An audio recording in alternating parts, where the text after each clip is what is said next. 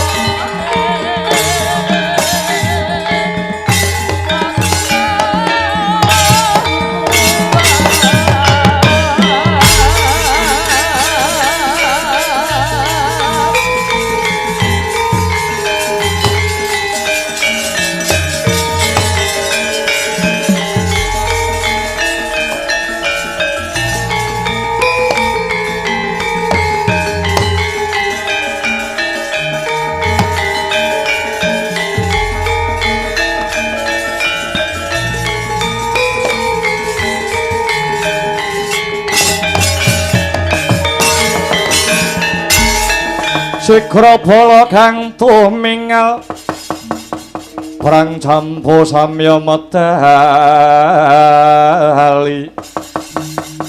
lara tatet wirat tengkata bang danyuwanggung manguncang nidi bincang sangaji mijil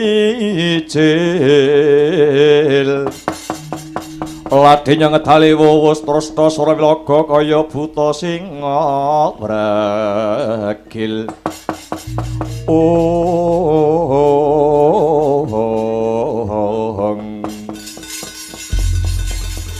punika Paman Patih Harya Sengkuni ingkang sampun mijil wonten ing Pasiban Jawi keparenga paring dawuh dumateng kula pun Kartomarma saha kadang para Kurawa sanesipun babagan wasing pirembakan wonten ing Stinggil negara Ngastina. Kurawa kabeh wae rungokna gatekna kang sarta nglakonana. Ing ripalungguhan iki Kakangmu Duryudana lagi menggalih babagan kahanan negara Ngastina kang babar pisan durung nate kecondhokan wujuding kanugrahan utawa wahyu saka Jawata. Kakangmu ya kuwi sinuwun Prabu Duryudana mikir menggalih kalamun to Ngastina babar pisan durung nate antuk wujuding wahyu utawa kanugrahan banjur besok nasibe Ngastina piye. Lah ing ripalungguhan iki Jawata bakal macedhakake wahyu dewa bakal nurunake kanugrahan wahyu ning ratu ya kuwi wahyu cakraning ngerat kang dadi prasimbol wahyu keprabon. Dene gunane guna lan paedahe sapa wae kang ngantuke wujuding wahyu cakraning ngerat besok tedhak turune bakal dadi ratu kang kuncara Hanjayeng Bawana ana ing tanah Jawa bebasane bisa ngregem jagat iki. Wahyu cakraning ngrat bakal tumurun ana ing wana Krendayana uga winastan pasitran Ganda Mayit kamangka. Pasitran Ganda Mayit mau isih laladan panguwasane Tandya Bathari Durga ya Sang Pramoni. Kang wekasan gurumu Pandhita ing Sukalima Pandhita Danyuwang Durna njaluk bantuan marang sing duweni wilayah ya kuwi Tandya Bathari Durga. Bathari Durga sida prapta sida rawuh ana ing Stinggil negara Ngastina kanthi syarat ya kuwi besok sukmane utawa nyawane anak Angger Prabu Duryudana ora bakal bisa sampurna ning bakal dadi wadya balane Tandya Bathari Durga dadi jim setan priprayangan. Mula dina iki Ngastina diwakili Atmajendra Ngastina. Sinten? Ya kuwi anak Angger Lesmana Mandra Kumara. Kon tetugur, kon sesirih mapan ana ing alas Krendawahana ya pasitran Ganda Mayit. Lah saiki tugase Kurawa, kewajibane Kurawa dombanana tutna lakune Atmajendra Ngastina Si Lesmana Mandra Kumara. Kupengen mubeng. Ya kuwi alas Krendayana aja nganti ana wong jaban rangkah kang wanuh-wani mlebu ana ing pasitran Ganda Mayit. Yen sing tetugur utawa teteki brata mapan ana ing pasitran Ganda Mayit ngemungake Si Lesmana Mandra Kumara, gelem ora gelem Wahyu cakraning rat ya bakal sumandha ana ing Si Lesmana Mandra Kumara awit wis kinudrating jagat pinesti ing widi pinurba ing dewa kalamunta Wahyu cakraning rat wahyuning ratu. Tumurune ora ana papan liya ya mung ana ing pasitran Ganda Mayit mekaten Paman Kartamarmaya. Mula enggal Kurawa dikepyake pisan dandan kaping pindho mlumpuk kaping 3 kabodholake dombani ditutke diawat-amati lakune Atmajendra Ngastina Si Lesmana Mandra Kumara. Lho nggih. Endang kirapna Madyabala Ngastina Madyabala Kurawa. Sikep gegamaning ngaprang mbok menawa iku ana muganing lelakon ana bobol barating lelakon Kurawa sing jumangkah Kurawa sing kudu ngrembyah. Lho nggih Hamid madal pasilan aman. Kumrekang bala lumares budaling prawadya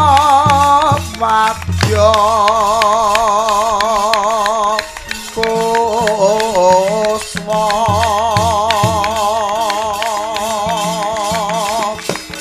warna-warna busanane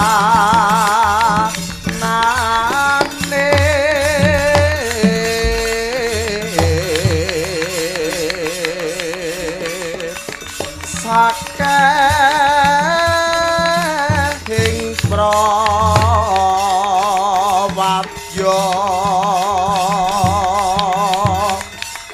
abrabusana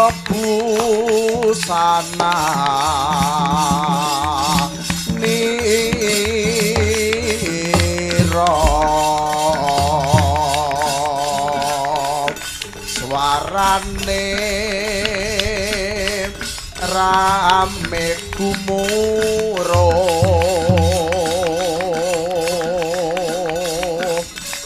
pindha ombake samudra.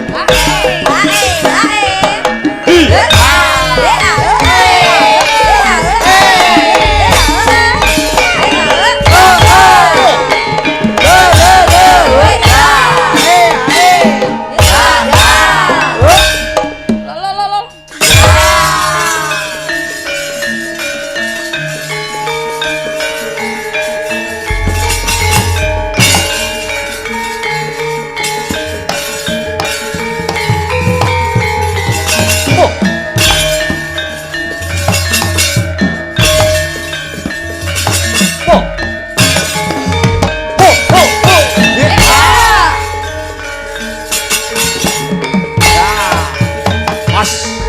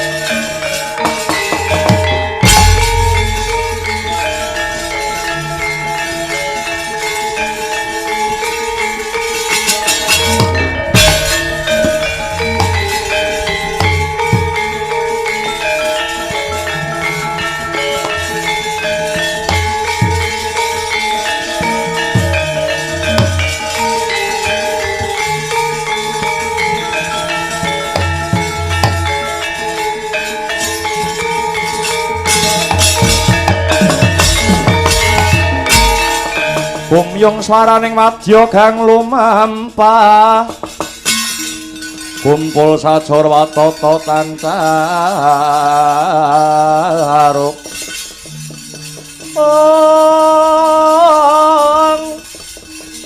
Deni Rama parna ang waja miwang bendhe ngungkung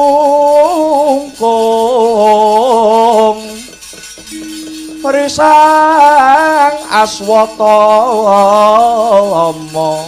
kang minangka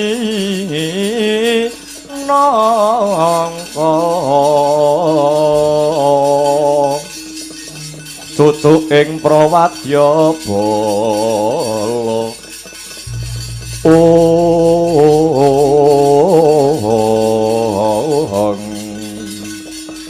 iya jagat Dewa Bathara ya jagat Pramudita mangke riyin to Raden Setyaki nitik saking lekering netra jaiting wadana kang sarta tepunging wimba kok sajak wonten ingkang dipun penggalih babakan menapa Raden Setyaki Kakang Anoman kados pundi ing Ripalungguhan iki ora ana sing tak penggalih kejaba mung murcane Atmajendra Dwarawati ilange Raden Samba Wisnubrata kang tanpa pepuyan wis ana Tricandra utawa telung wulan iki Atmajendra Dwarawati Raden Samba Wisnubrata mentar tanpa njaluk idi palilah kelawan ramane ya kuwi Kaka Prabu ing Dwarawati Prabu Sri Bathara Kresna iki andadekake bingung bilung-lungan penggalihe Kaka Prabu ing Dwarawati satemah ngutus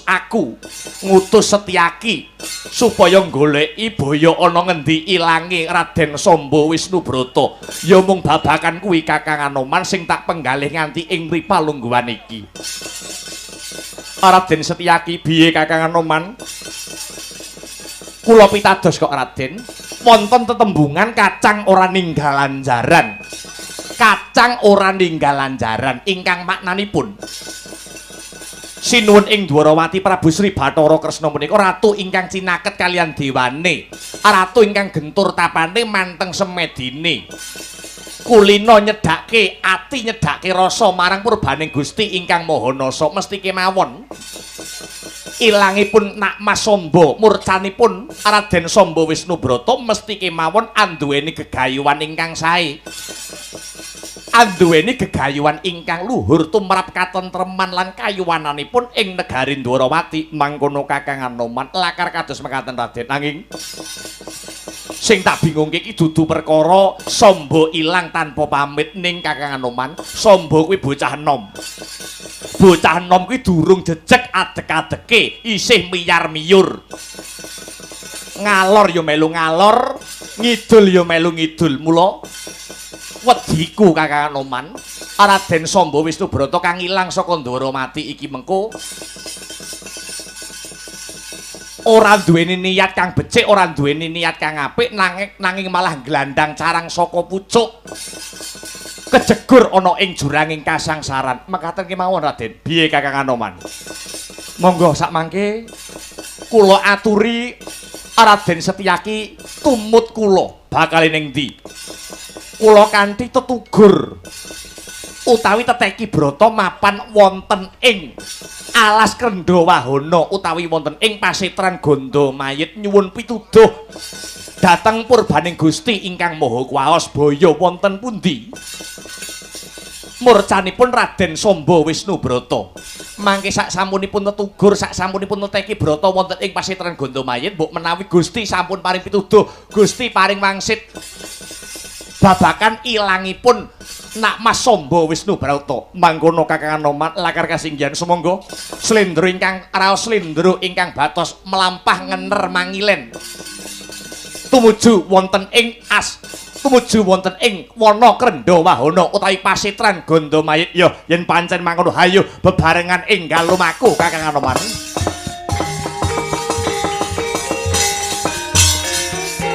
Anoman malumpat sampun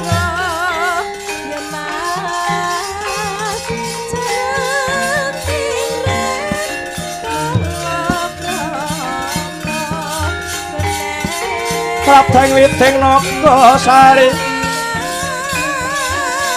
mulat mangandhap katingal panodya yukuru aking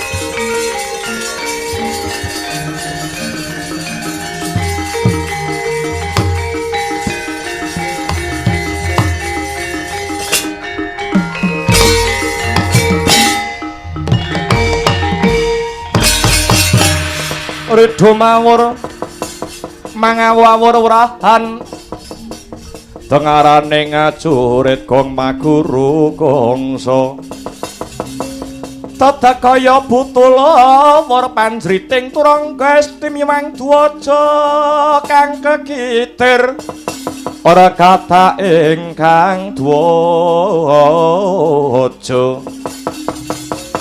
dwaja lelayu sabit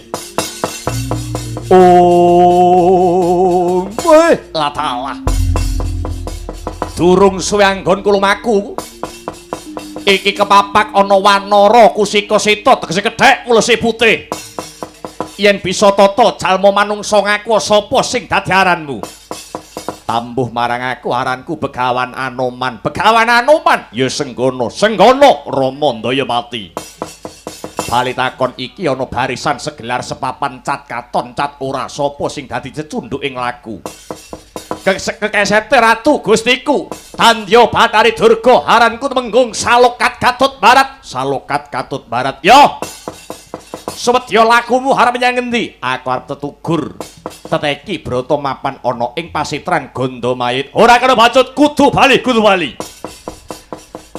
ing ripalungguhan iki pasitran Gondomayit ya alas krendha wahana bakal tak dengkuli bibit karana ana wakil saka negara Ngastina Atmajendra Ngastina Silesmana Mandra Kumara kang bakal teteki brata hanyadang kang sarta hanyadong kanugrahaning dewa.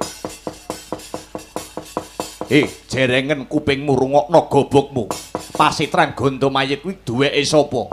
Kok arep kok dengkuli pipit rawe-rawe wak rantas malang-malang bakal tak putung. Babo arep ngopo? Wani karo aku. Entek wedine kariwanine. Bagus. Gedhemu cilik dhuwur mundhek kupat kapita kowe buntute ula tapang kejero kemanuk branjangan. Cengkang kandeling kulitmu jemenggleng suduhanmu. Yen pancen kowe kethek sekti tanpa aji teguh tanpa meguru wateken aji-ajimu. Tumpang so tebiadat kamu melengsati kamu jotakon dosa kowe. Oi!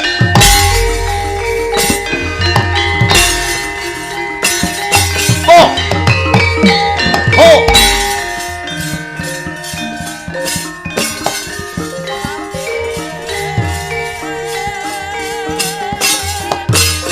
Hey!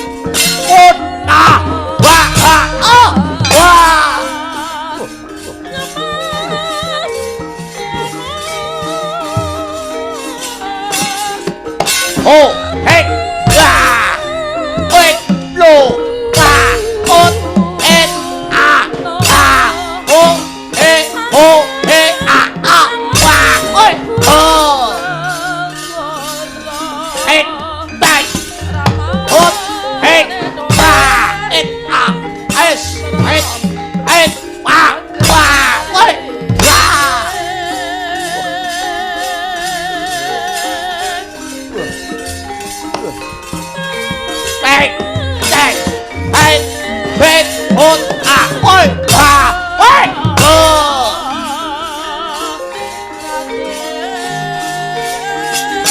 Hei!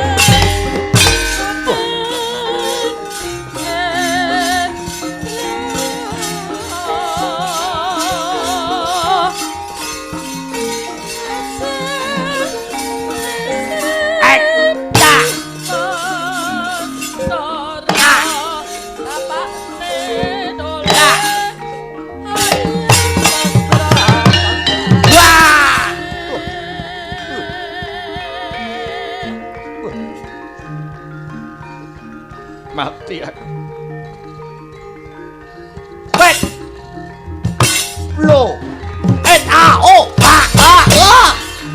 Ho he ho ha a waya. Hot hot a wai waya waya.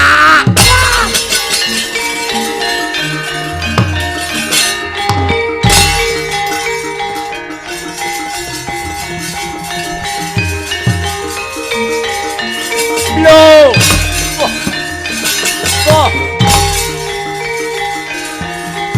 Mundur.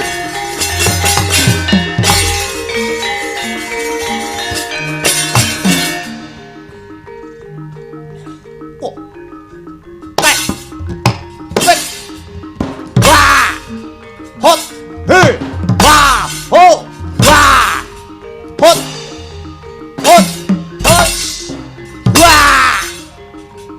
Mutiar kowe.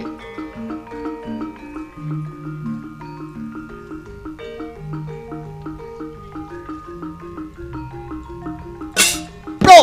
Wah. Wah. Wah.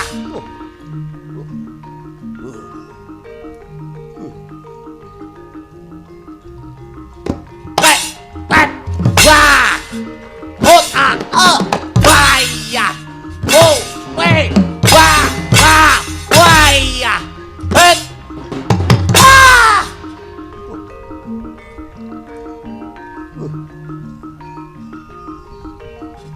Bet. Ha. Hot Aswur. Wah.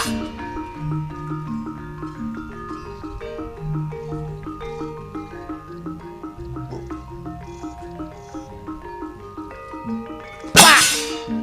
Wah. Ho. Wah. Lo. Wah. Wah.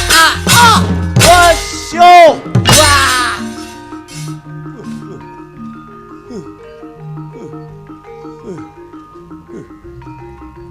Hot. Wah. Ho. Waya.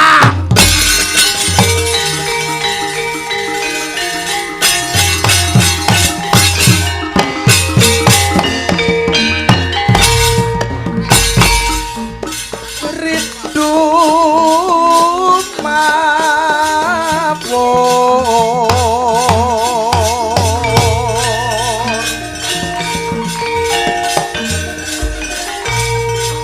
mengawur amurmu rahan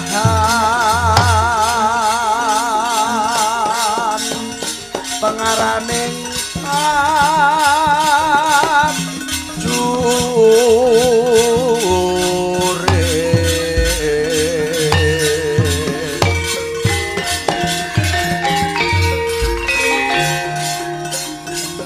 Gong mak guru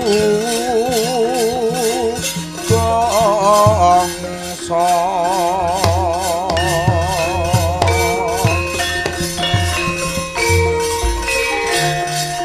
kata kaya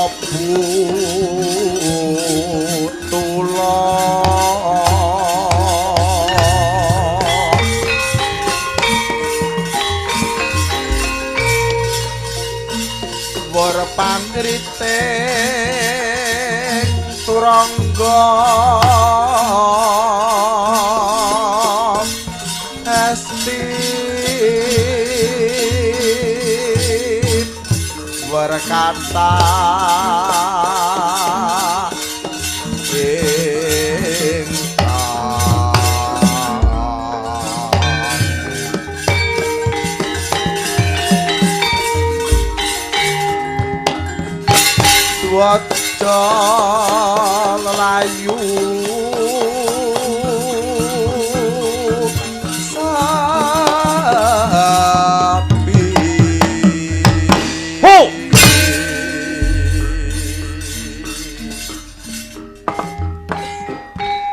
Ayo mundur barisan-barisan. Kereken genderamu. Bongkok ana gegamanmu. Iki Hindu Brasta kang bakal magut ana ing Rananggono. Kethek putih. Barisan saka Dwarawati. Adepono iki Hindu Brasta.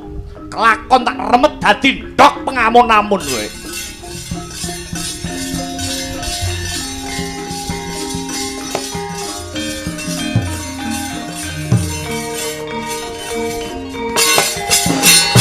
Hey!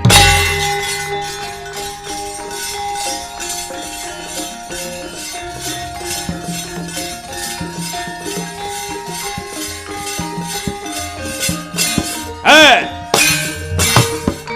Go! Low! Rush!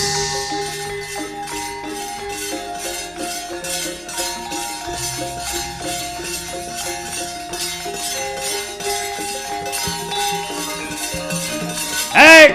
Ah! Ah! Hey! Ah! Put! Hey! Pas! Hey! Ah! Ah! Put! Ah! Wah! Oh! Wah! Oh! Wah! Oh! Oh! Oh! Ah! Wah!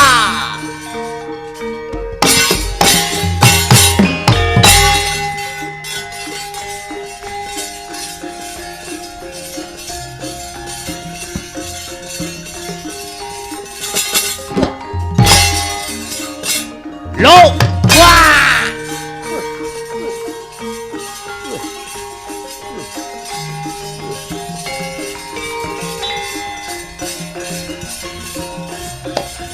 Hey! Ah! Hot! Ah! Wah! Et! Go! Wah! Oh! Eh! Ah! Go! Oh! Eh! Blow! Wah! Woi! Wah! Ya! Wah! Wah! Wah! Ah! Woi! Wah!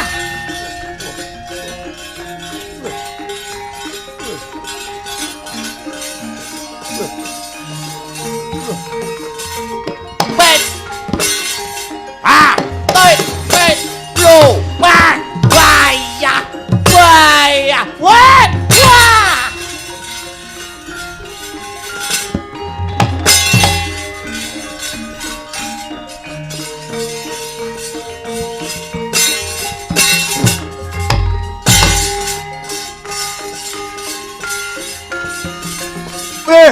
Wah!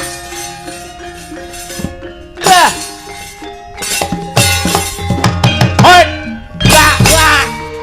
Low! Wah!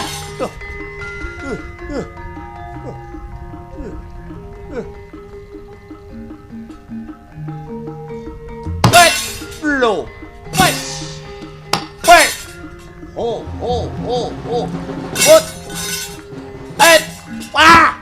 Pas! Wah! Wait! Blow! Wah! Wah! Wah!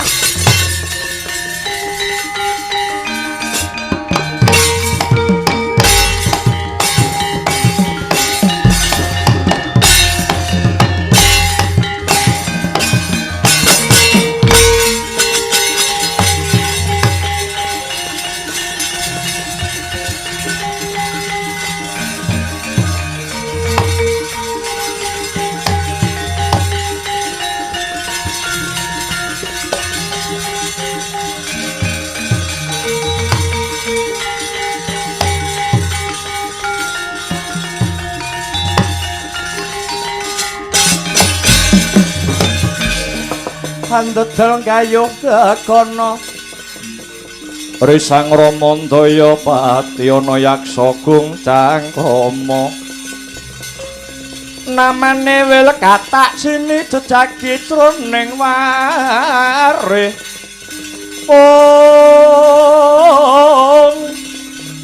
Badha gulam tanpa tuwa mina-mina caladri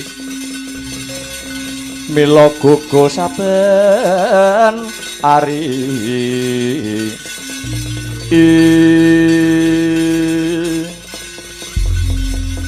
Kakang Anoman kados pundi Raden nitik saking apa sing dadi guneme para jim setan priprayangan sing tak tandangi iki mau? Sajake Atmajendra Dwarawati Raden Samba Wisnubrata ora adoh saka pasitran Ganda Mayit ya alas Krendha Wahana. Yen miturut gagasane Setyaki, murcane Raden Samba Wisnubrata mesti wae ora adoh saka papan kene isih ana sak kiwa tengen utawa sak kupenge pasitran Ganda Mayit kene. Awit manut kabare para jim setan priprayangan sing ditandangi kelawan awake dhewe sakloron ngandharake dewa bakal ngudhunake kanugrahan wahyuning ratu ya wahyuning keprabon. Tak kira murcane Raden Samba Wisnubrata mesti ana gandeng cenenge lan bakale hanggayuh kanugrahaning dewa iki mau Kakang Anoman.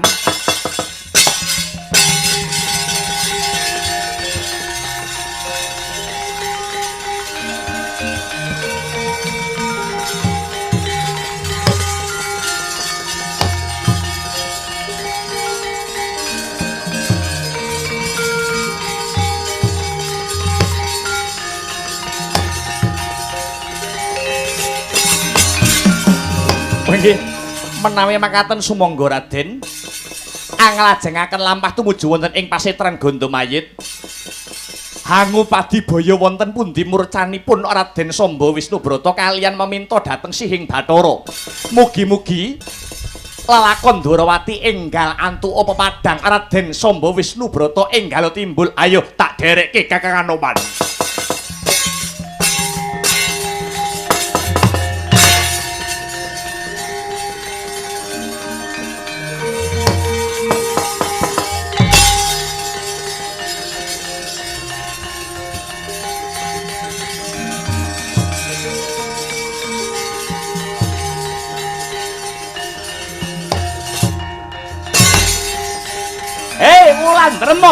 Wulan Dremi, padha rene ya.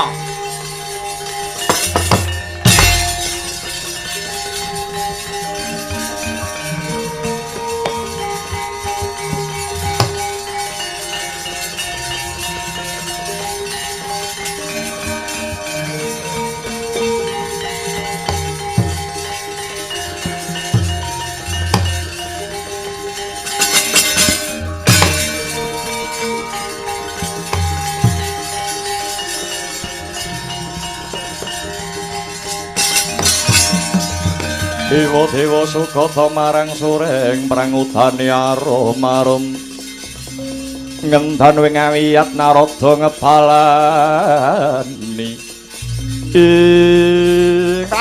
prakencong Pak Pongbu bolong kali cuding etaniline Wulan Dremi kawula wonten dawuh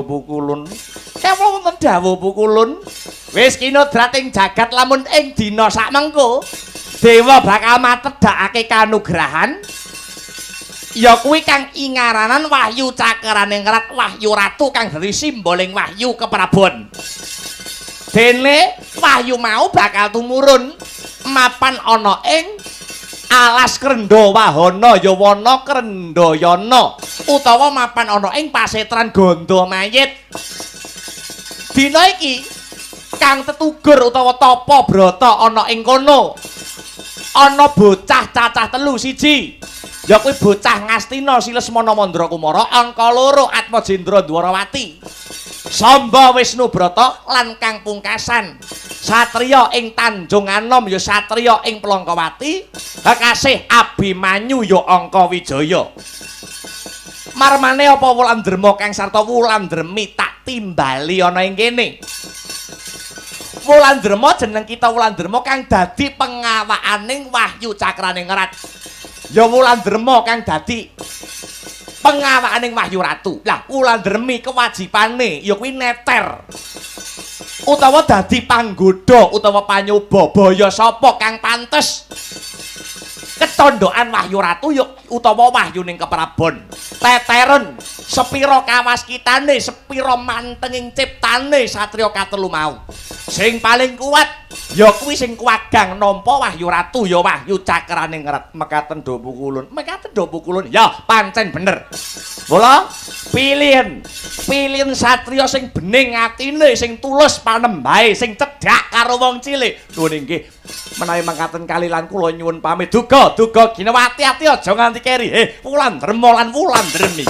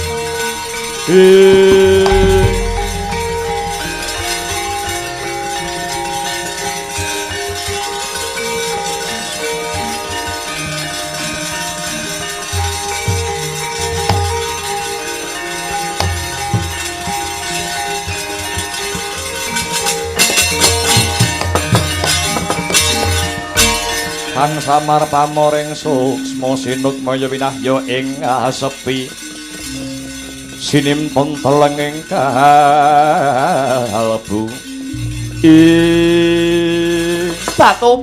tobat yen ora sisip sing dadi pamawasku iki Wulandrema sing dadi pengawakaning Wahyu Ratu Wahyu Cakraningrat lakar kasinggihan Sang Tandya Bathari Durga la lajeng Sang Tandya Bathari amrepeki jasad kula wonten perlu menapa kawulanana dina iki aku tinangisan Alendra Ngastina Prabu Duryudana amarga kepengin negara Ngastina kecondokan Wahyu Ratu kang sinebut Wahyu Cakraningrat kang dipengawaki dening jeneng kita Wulandrema wakil saka negara Ngastina dina iki diwakili karo Atmajendra Ngastina ya kuwi Si Lesmana Mandra Kumara mula ora sandadak kesuwen ya Wulandrema enggal manjinga ana jiwa ragane Si Lesmana Mandra Kumara nyuwun sewu Sang Dewi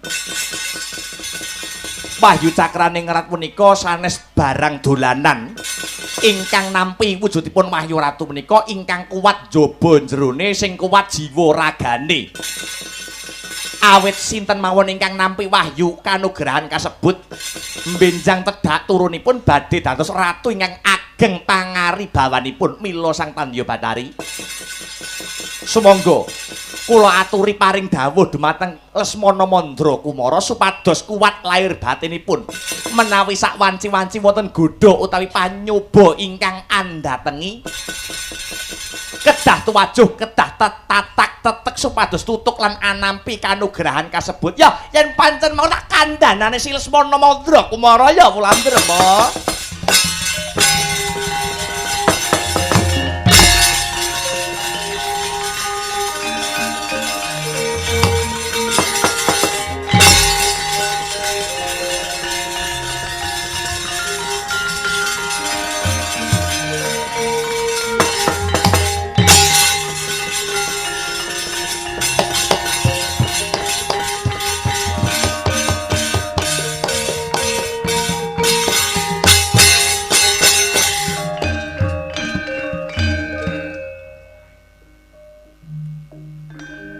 sangsaya dalwararas abyor kang lintang kumedhap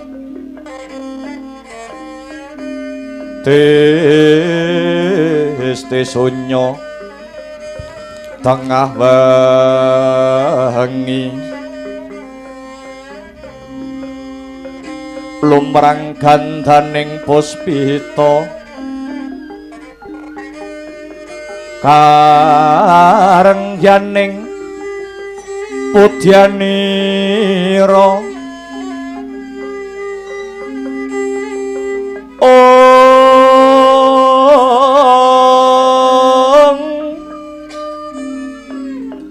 Sang Dwijawara ambreng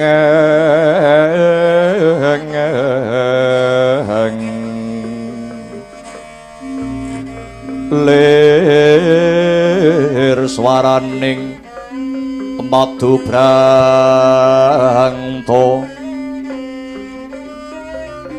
manung sungsarining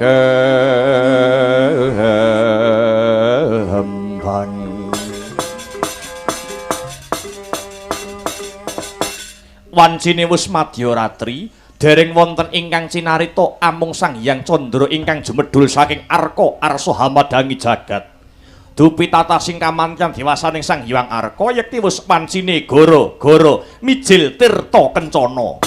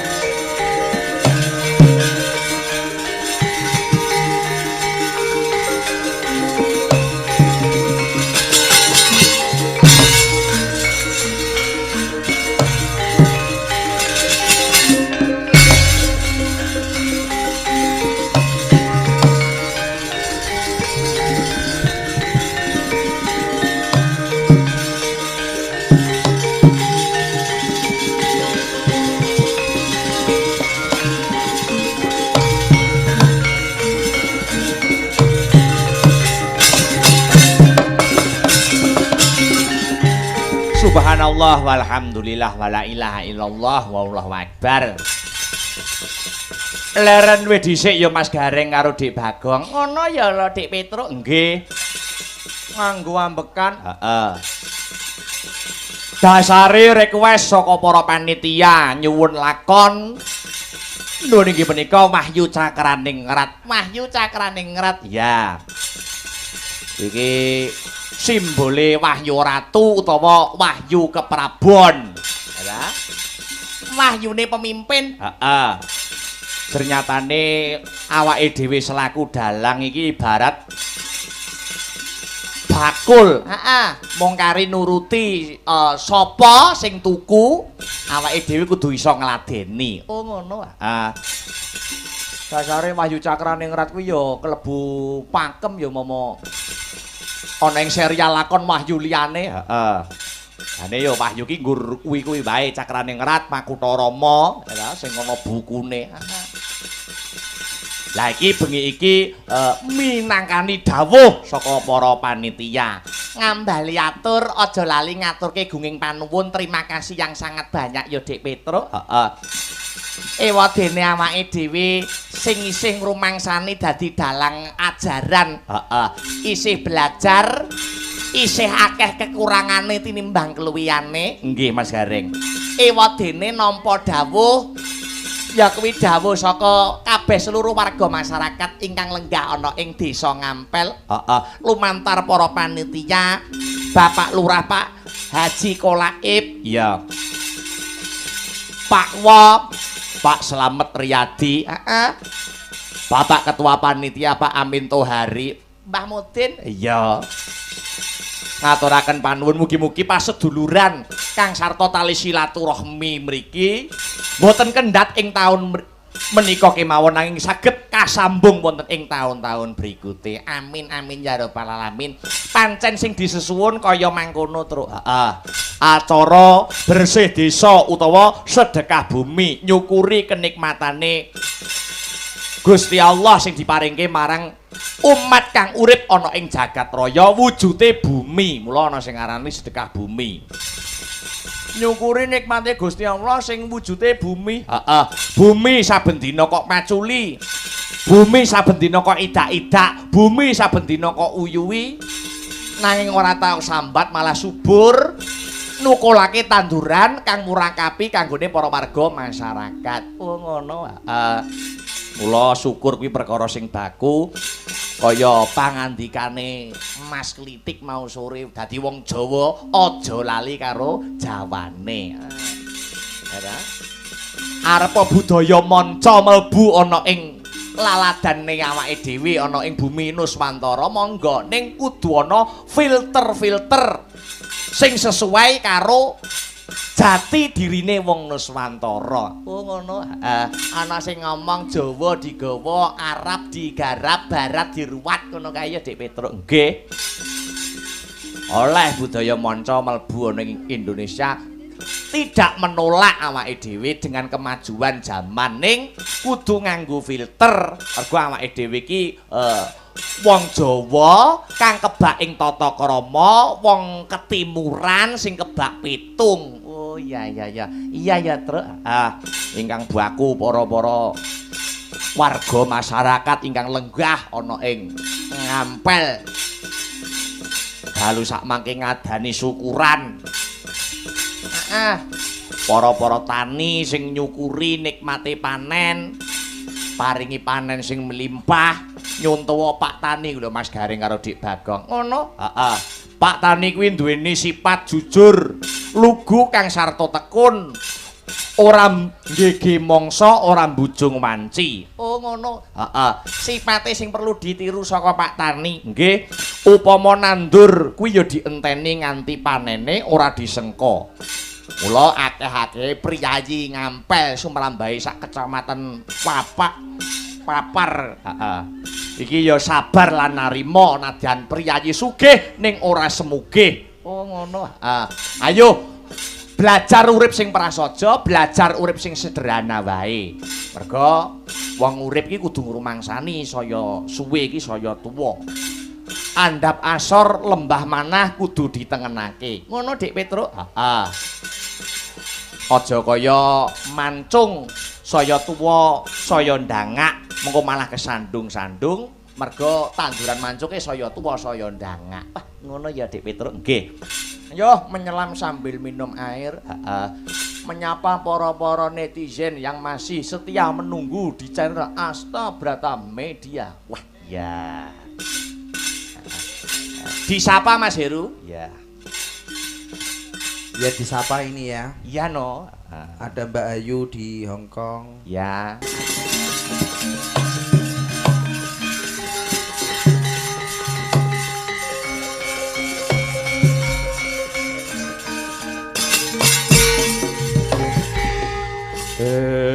Angin namidit milir Arum-arum lumrah Banjaran Sari.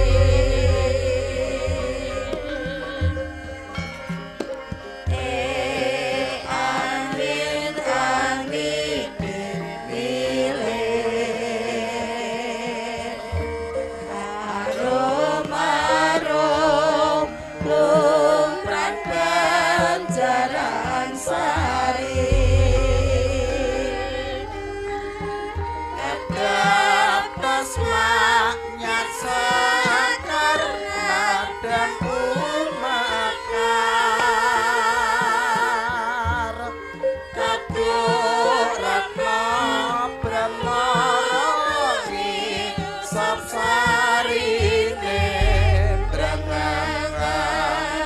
sikumbang iku antuk sejatine matu senane lukalan nafsu dari amar ambar bar lanjui dari beri lumayan ing awang-awang bencok entak rana anyane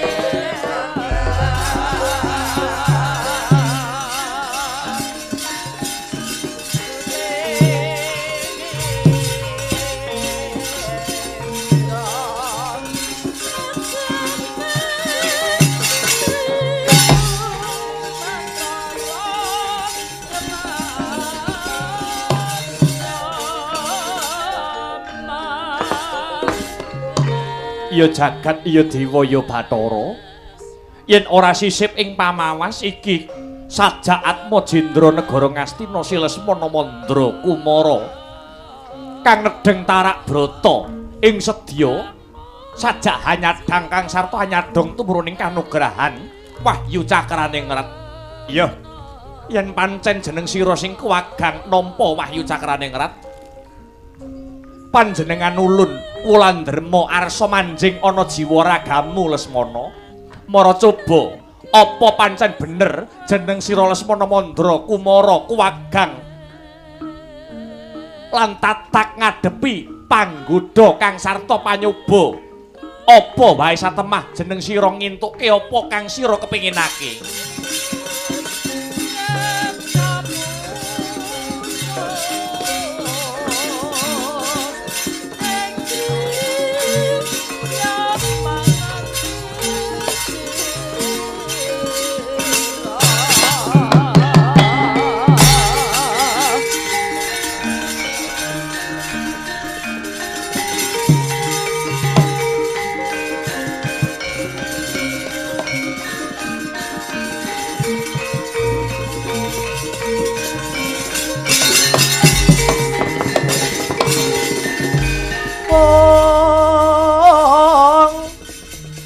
Miyat langening kalang yanaglar pandamun sar wong tinon ler kekonang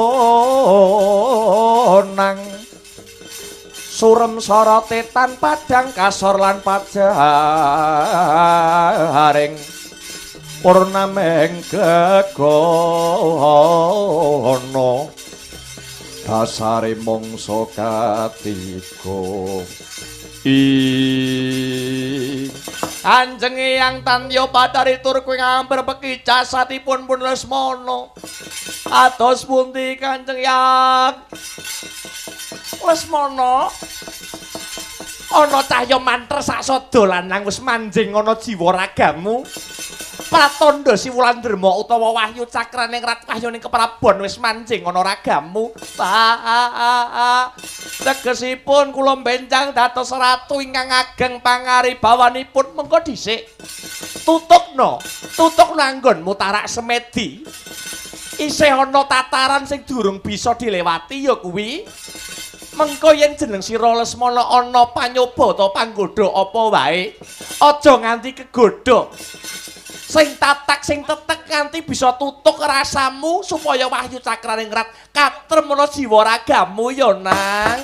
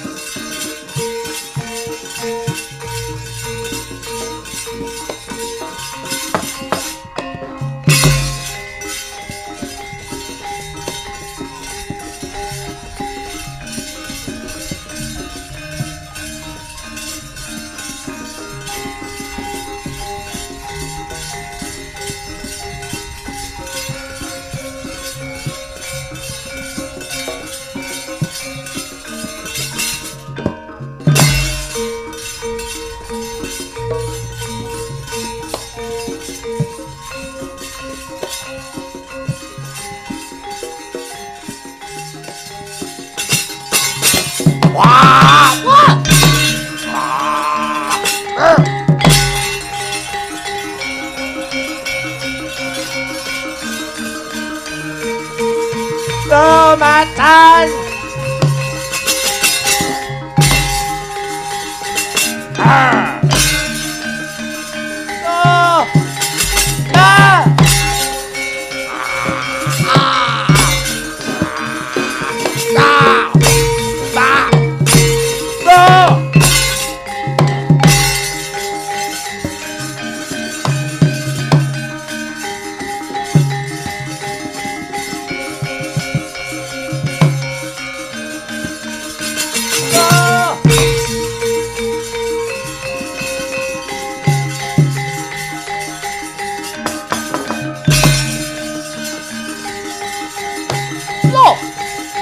Drema aja mlayu kowe.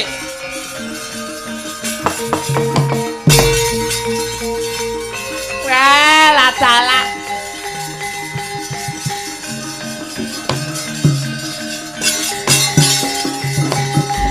Maweh langening pamulat wreksa isining wanadri risedeng arebut mangsa. Masalah ya jagat dewa Bathara masih saning Bathara jagat bola bali bola bocah ora sregep prihatin bocah ora kulina tirakat kena godha wujuding sardula utawa macan geter sing dadi sariramu geter sing dadi ragamu Lesmana ora kuwagang ora kuat ora jodoh karo Wayu Cakraningrat ayo mulai.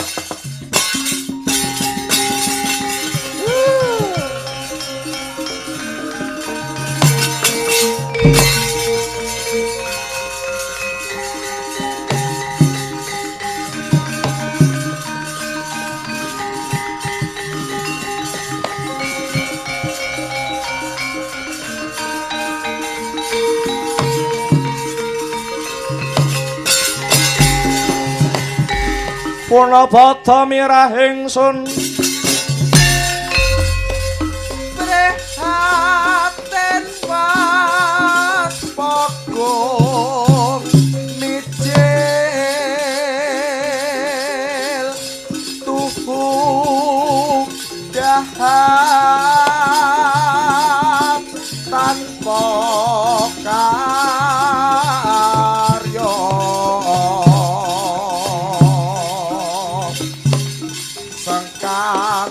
makan Gusti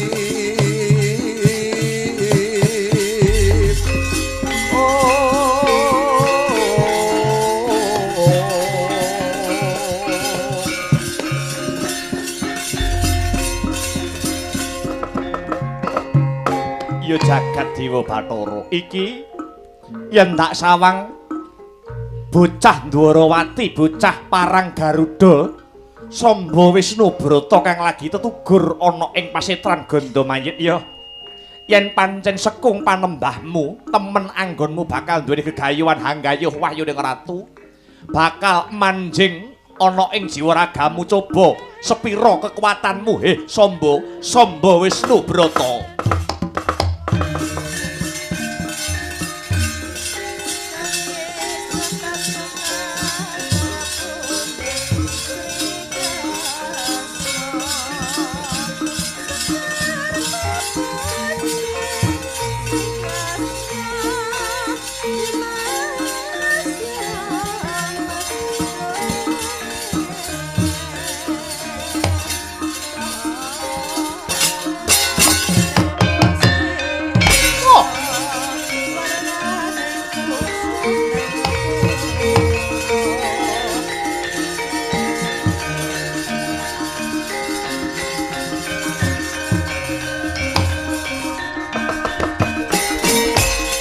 Tobat Kakang Wulandrema wis kelakon manjing ana ragane bocah Parang Garuda ya. Wulandremi kang minangka panyoba duweni kewajiban neter marang satriya kang bakal anggayuh wahyu keprabon kang winastan Cakraningrat. Tak godane satriya iki nganggo cara sing beda.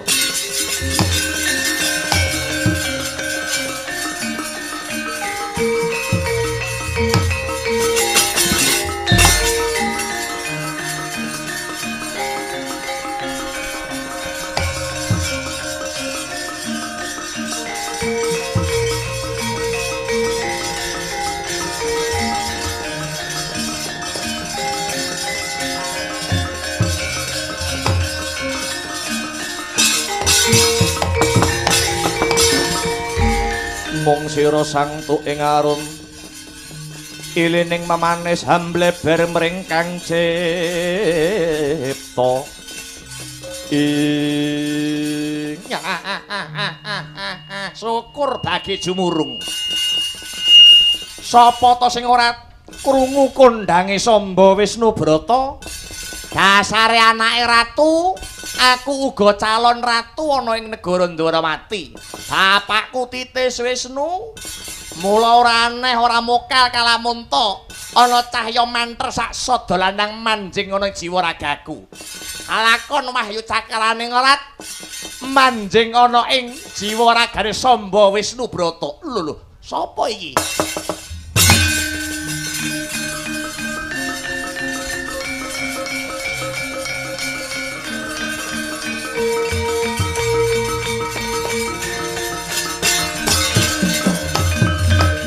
sakwuse aku nampa mahyu lah kok dadi iki ana wanita sing Sulistyang warni biyuh bocah kok ayune kaya ngene wiwit pucuk rambut nganti jempol suku ora ana gethek cirine wong ayu kaya ngene kok mlebu ning tengahing alas jenengmu sapa nduk nderek tepang hangladi wanuh nami kula pun Endang Pamikatsih lakara kados mekaten omahmu ngendi semampir njala mlebu alas kene kowe ngopo mlebu alas kene ngopo pados bekicot lha golek bekicote kok nggo apa wong ayune kaya ngono kok badhe kula klempakaken kula masak terus bekicot wae kula dol teng wayangan-wayangan ngaten kula dol teng campur sari ngaten lho kerjamu ki kok adol bekicot nuwun inggih malah penasaran karo bekicotmu aku bejo kemayangan ora kaya Raden Samba Wisnu Brata wis antuk mahyu dasare anak Titis Wisnu anak ratu calon ratu nampa wahyu lah kok iki kepethuk wong wedok sing ayu wah lah dialah kok kaya guyune Sengkuni kowe dadi bojoku ya Pamikatsih kowe dadi bojoku kowe lerenono anggonmu dodol bekicot munggo aku mening ora lerenono anggonmu bako tak mulyake kowe dadi bojone Samba ora bakal tiba ning parang curi nanging bakal tuwibeng ana ing kasur babut kula tesih mboten kepengin napala krama kula tesih kepengin fokus karir wah dol bekicot fokus karir yen kowe ora gelem dadi bojoku rak ruda pare peksa dina iki mboten wah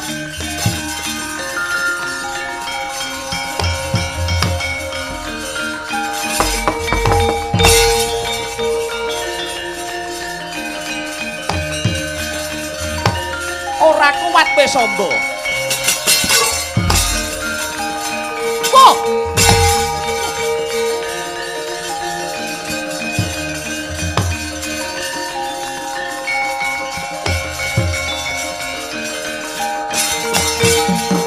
waduh ilang wujute Endang Pamikatsih oncat ya kuwi wujuding wahyu cakraning larat saka ragane Samba ponang wahyu aja mlayu ndelika nganti laklaning naga tak tututi kowe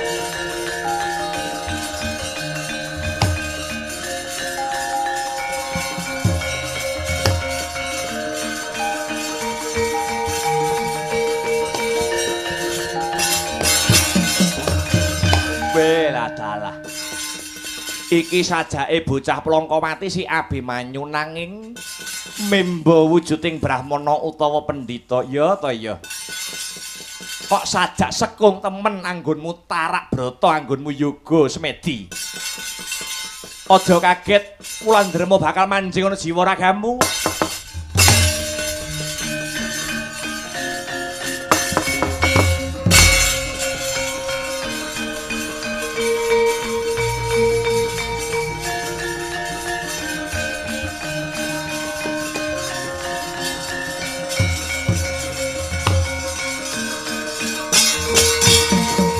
kang dadi sutama Gusti sasongko kasongan surya ing Kyai Semar wonten dawuh ana cahya kang manjing ana jiwa ragaku nggih niku sing diarani Wahyu Cakraning Ngrat pengawakane sampun manjing wonten ing jiwa raga andika Sang Begawan Madu Bronto weling kula menawi wonten godha ingkang hanempuh ampun kenggo nggih Gus.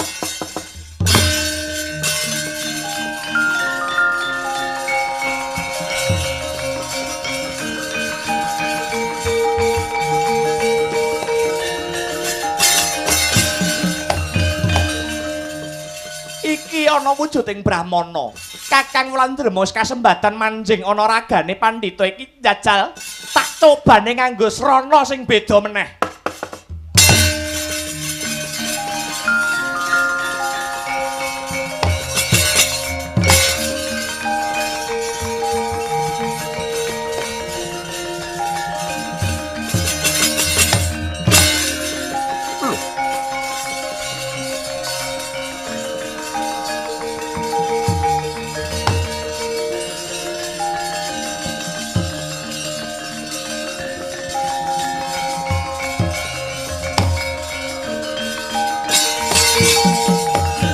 Kumlaring jagat raya gatongtong prabanya surya sumirat ing musik to iki ana wujuding Garuda kang pepes wiwine kaya linolosan otot bebayuni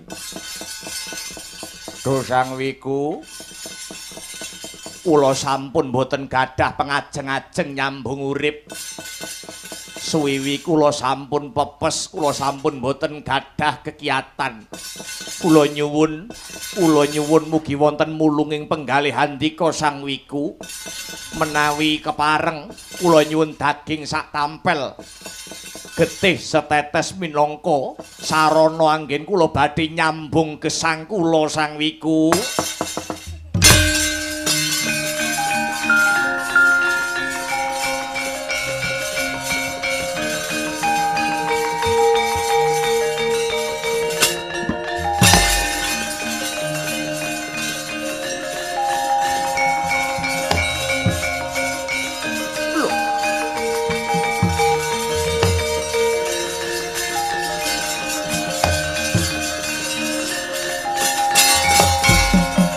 Lah kok paduka Sang Wiku bener-bener lho nggih punika atur pisungsum getih ingkang dipun adahi kalian Gendhaga. Garuda sumurupa anggonku tarak brata kraya-raya mapan ana ing pasetran Gandamayit iki muhung anyadang kang sarta anyadong wujuding kanugrahaning dewa kang aran Wahyu Cakraning Ngrat kang dadi simboling wahyu keprabon. Kena ngapa kok aku nganti tega menehi getihku marang jeneng sira wujuding Garuda amarga Wahyu Cakraning Ngrat kuwi wahyuning ratu. Sipate ratu kuwi kudu bebantu marang sapa wae kang mbutuhake bantuan. Mula mendah aku durung nampa wahyu wae yen aku nolak utawa nampik marang pambiyantune liyan. Mula apa wae sing butuhake bantuan bakal tak bantu selagine aku Begawan Madu Bronto iso paring pitulung.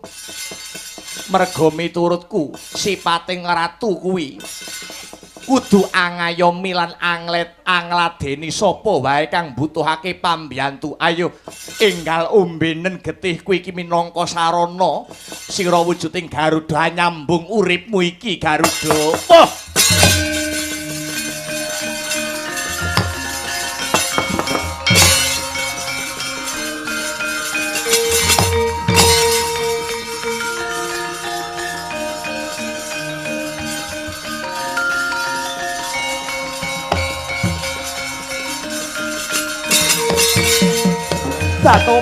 Tobat Sang Wiku pranyata tulus kang dadi bebudenmu.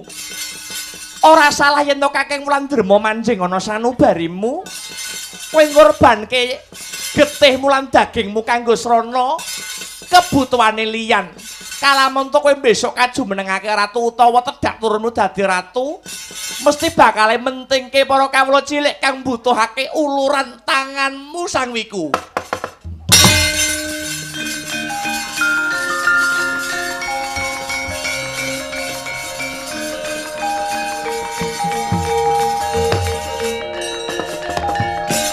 Kakang Wulandrema katremana jiwa ragane sang pandhita ya Brahmana iki ya Kakang. Besok awake dhewe bakal ketemu maneh ana liya crita. Aku bakal manitis marang Putri Wirata ya kuwi si Utari ya Kakang.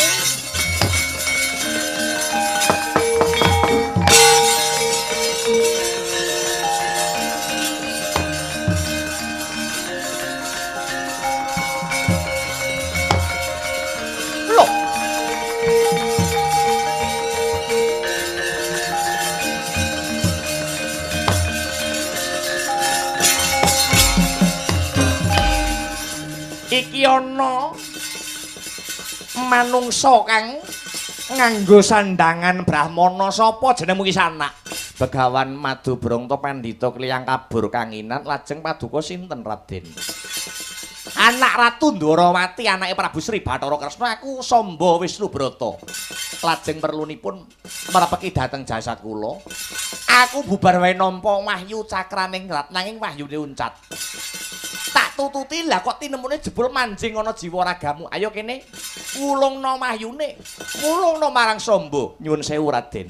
Ingkang wenang milih niku wahyune sanes menungsane mila kula mboten saged mulungaken utawi maringaken wahyu kala wau dumateng paduka Raden. Wah, kaken bebanglak ruda paripeksa kowe.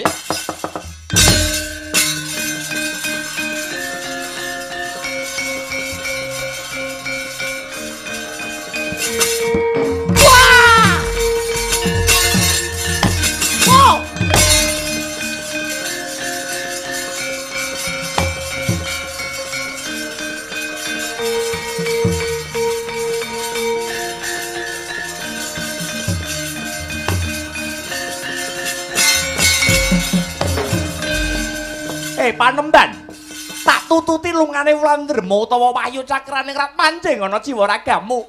Aku Tandya Batari Durga sing duweni wilayah pasetran Gandamayit.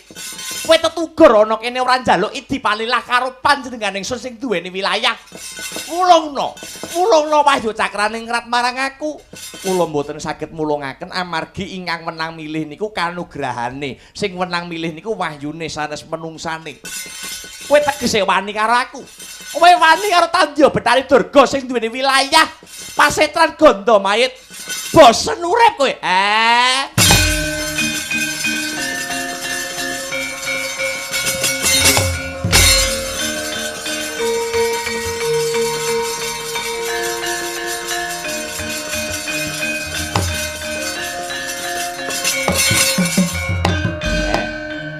Mulih ora? Kene ngalas awak dhewe nggur wong loro lho. Ora gelem mulih tak inggel-inggel ngene. Inggel-inggeli. Ayo, minggat ora? Layak. Wit suri mripatku ya dipulut. Liyane do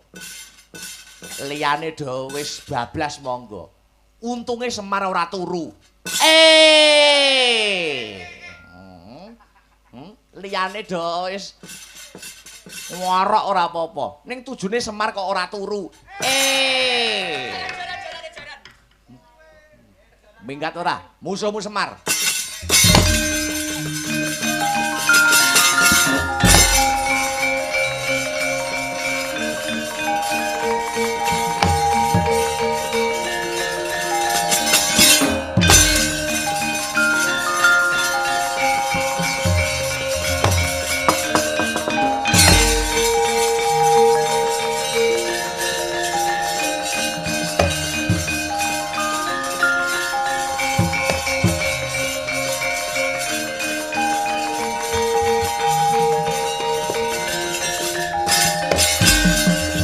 Nyata laruta saking Kudha Sagara kula yen atanan mutusa sang Sri. Waduh. Menika Raden nak Mas Samba ingkang sampun timbul saking pundi kemawon? Waduh. Paman Setyaki, aku bubar wae nyadang kang sarta nyadong tumurun ing kanugrahan kang sinebut Wahyu Cakrane Ngrat. Lah lajeng sampun angsal damel menapa dereng wahyune oncat. Mlebu ana salah sawijining pendhita utawa brahmana. Arep tak rudha palipeksa tinemune ana daya pangaribawa kang ngendhangke ragaku. Iki piye murih pamrayogane Paman Setyaki? Monggo. Keparenga kundur yen dhateng Dwarawati atur palaporan dhateng Kanjeng Rama Paduka Koko Prabu Sri Bathara Kresna. Ayo, ayo paman bali ana ing praja.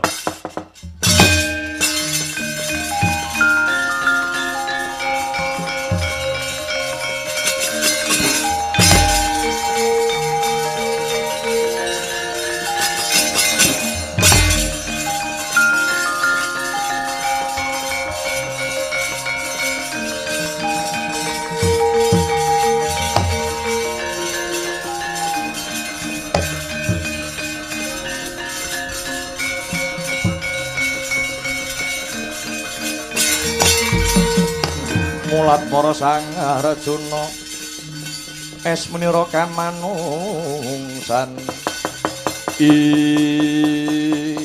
lonjong mimis playumu melar mingkus napasmu iki tak sawang Dimas Janaka kang petrek-petrek parapta ana ing negara Ndwarawati ana apa Dimas? Duh, Koko Prabu kapejahana kula. Lho sebabe anak kula ingkang kula dengdeng kados kendang ibaratipun si Abimanyu murca ingkang tanpa pepoyan. Kamangka Abimanyu punika anak kula ingkang paling kula tresnani ingkang binjangipun kula gadang-gadang dadosa satriya ingkang ngungkuli bapa. Aja sedih ya Yayi. Sing kelangan anak ora mung Yayi Janaka ning panjenengan ingsun uga kelangan anak. Samba Wisnu Brata wis ana 3 candra iki, 3 wulan iki ilang saka praja, ilang saka kasatriyan Parang Garuda samubarangi Dimas. Ana tetembungan para sarjana ingkang sujaning budi ngandharake yen petenge saya ndedet padange enggal tumeka wis percaya wae Gusti bakal maring pituduh tumrap lakon iki Yayi.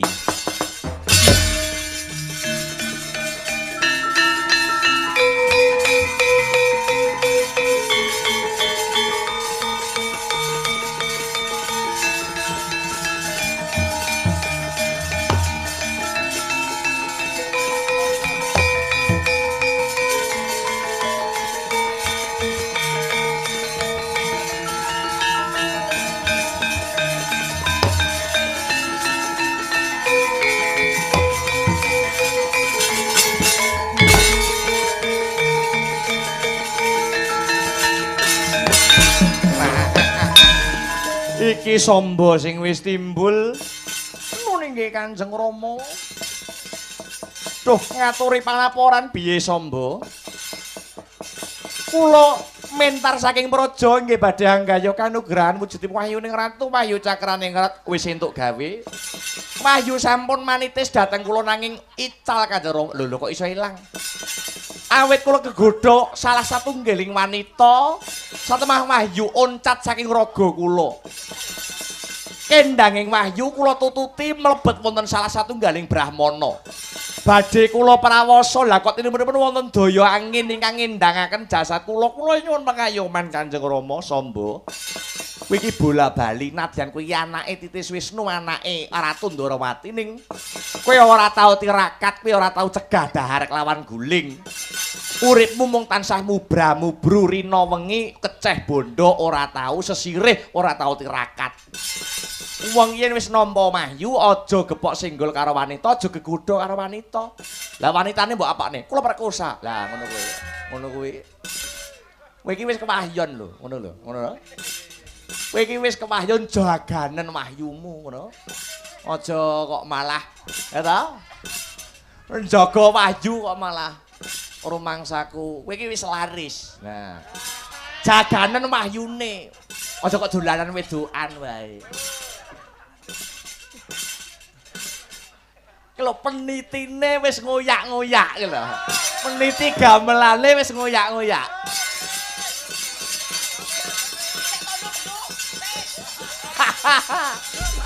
Loh, panjenengan kok guyu ombo sanget. Wis aja ngurusi bapakmu. Bapakmu ki ora butuh apa-apa. Kowe iki lho. Ana pendhita barang mbok prawasa, pendhita ora duwe dosa, ora duwe luput kok. Jajal tak perpekane. Tak petukane pendhita kae. Ning metukku ora bakal mrawasa marang Brahmana mau. Ning bakal kepengin weruh Kresna pengin sumurup kaya ngapa pendhita kok elok timen. Muga-muga kanggo kena kaca benggala ya samba sapa wae kang kedunungan wahyu kudu bisa njaga marang guyub rukuning para kawula, guyub rukuning para bebrayan agung.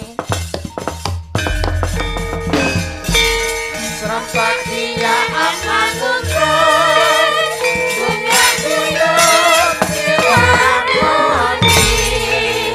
Tanpa alasan, lambang jika sinegara Romo.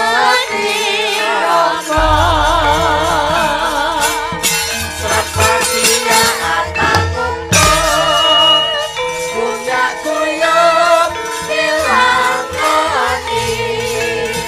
Rapa alam sak rambut jika sinegara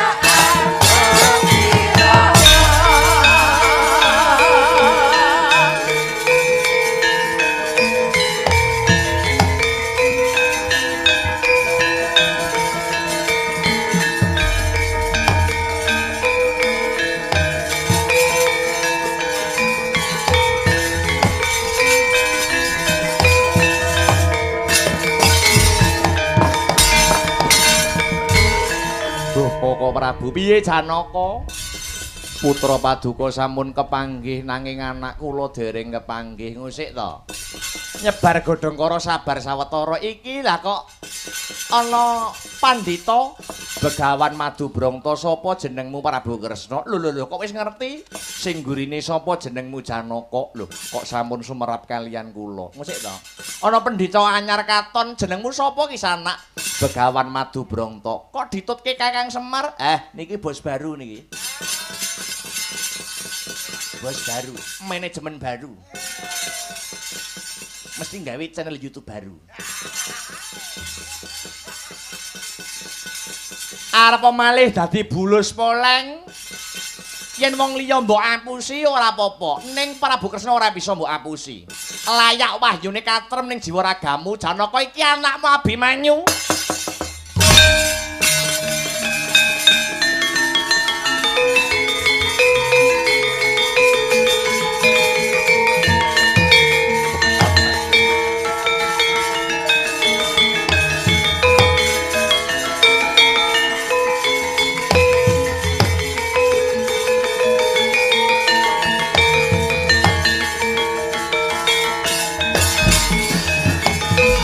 Anak anungane ndita bisa mikul dhuwur mendem jerasmane wong tuwa.